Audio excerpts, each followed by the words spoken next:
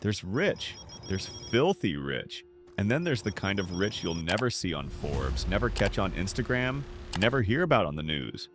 Because the real rulers of the world, they don't flash their wealth, they hide it. And behind velvet curtains, ancient family crests, and ultra-private meetings, there's a secret society made up of the world's wealthiest bloodlines. We're not talking about your favorite billionaire influencers or tech startup moguls. Number?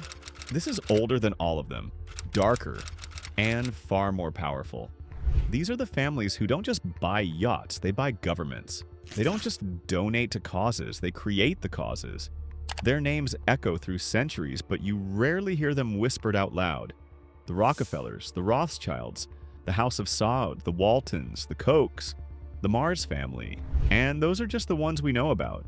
But what happens when these families start talking to each other?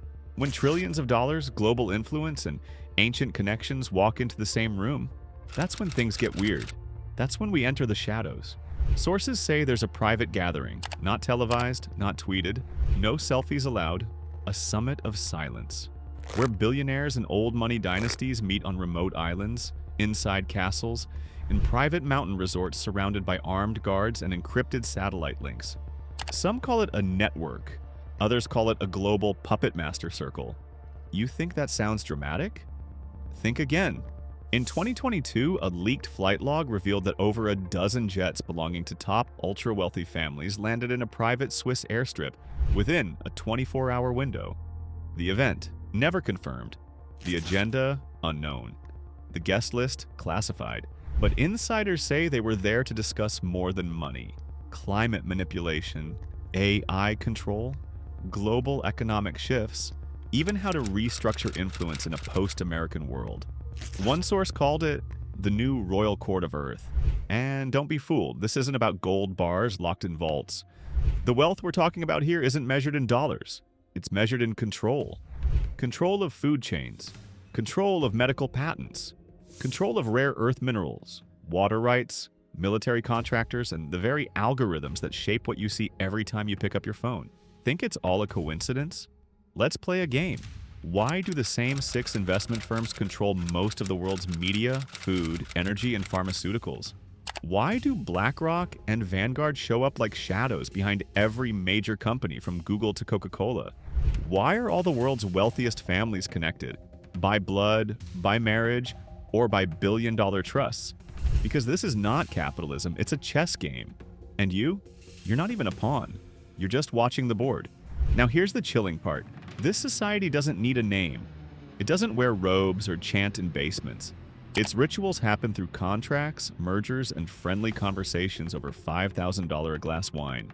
They don't need to rig elections. They own the candidates. They don't protest policies. They write them.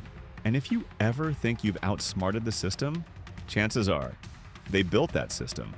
A leaked memo from a financial think tank in Luxembourg once hinted at preserving intergenerational leverage through multi-layered ownership structures that made it impossible to track real control.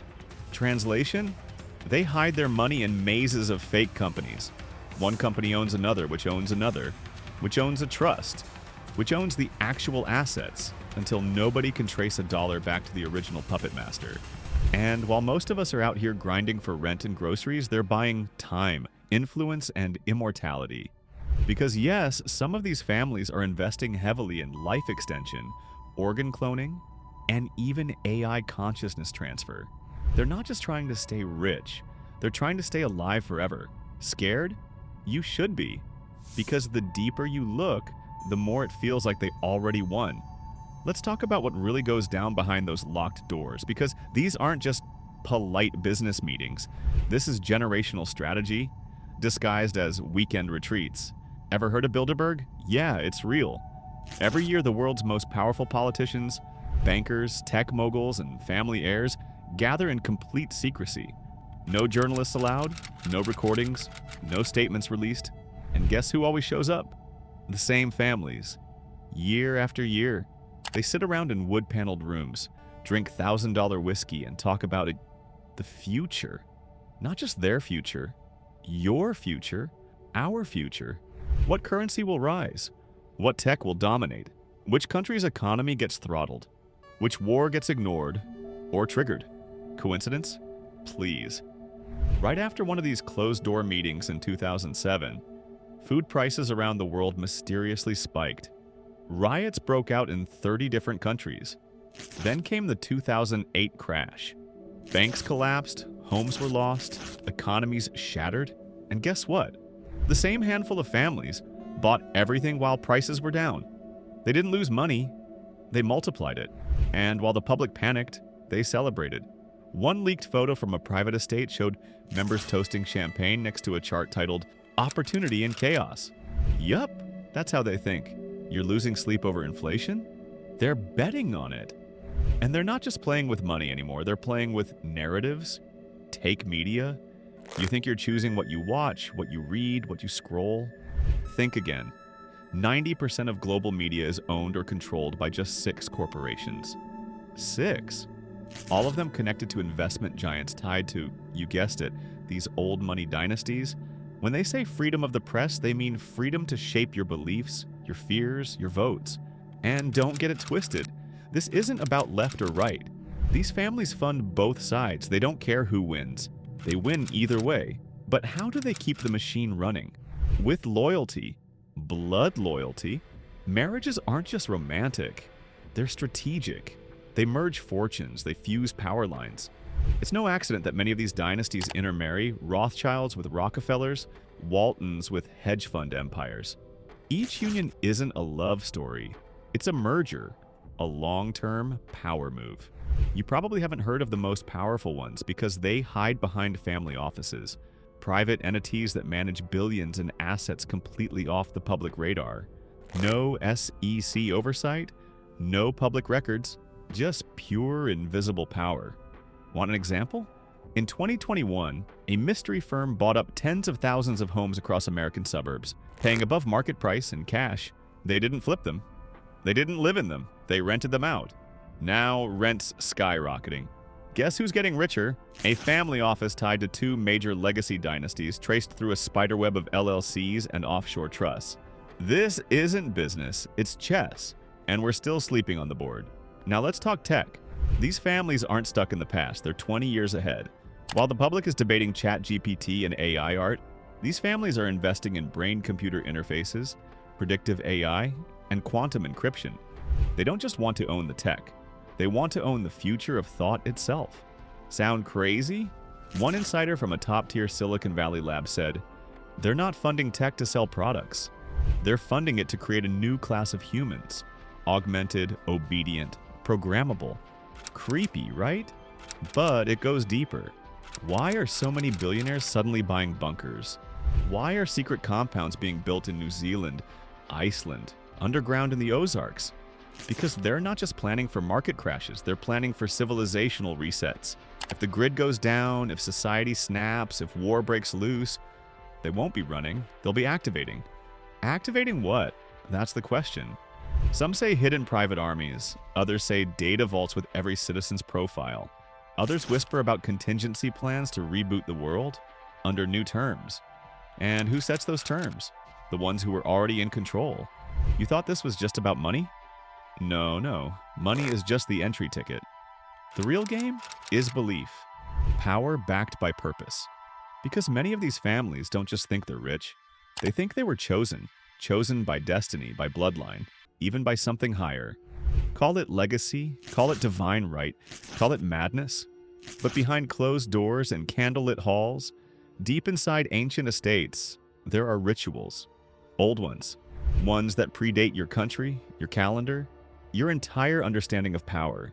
We're talking secret oaths, private heraldry, esoteric knowledge passed through generations, symbols carved into stone walls, private libraries with books not available anywhere online. One insider once claimed, their real meetings don't happen at the UN, they happen underground, in places with no windows, no Wi-Fi, and no outsiders. And that's where it gets chilling. Because these families believe the world isn't just to be run, it's to be reshaped. They talk about cycles, ages, the fall and rise of civilizations, and how each time a select few are meant to guide the chaos into order. Guess who those select few always are? Exactly. They see themselves not as villains, but architects. They're not trying to burn the world down. They're trying to remake it from the ashes they control, and they've already picked the tools: global financial resets, digital ID systems, programmable currency, food tech monopolies, AI surveillance so smart it watches your emotions, not just your face. They call it stability. But we know what it really is: control.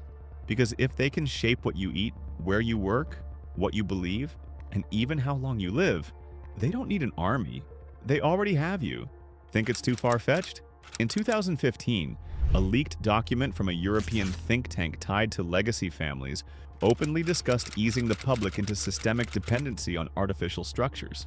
Translation: break the system slowly, offer solutions, make the masses grateful for their own leash. And they've been doing it quietly for decades. They fund global education but edit the curriculum. They support health innovation but patent the cures. They preach freedom but design the systems that track every move you make. Here's the kicker: they don't just influence the world, they influence what you believe is possible. You were taught to dream of a house, a car, a 9 to 5. But they were raised to shape nations, buy continents, and rewrite history. Ever wondered why certain revolutions get crushed while others get airtime? Why some movements go viral and others vanish without a trace? Because if your fight threatens their order, it disappears. But if your rage keeps you fighting other poor people, other broken systems, while they stay untouched at the top, well, they'll give you a microphone. That's not a bug. It's the design. They don't fear chaos. They've built structures inside chaos. Emergency equals opportunity.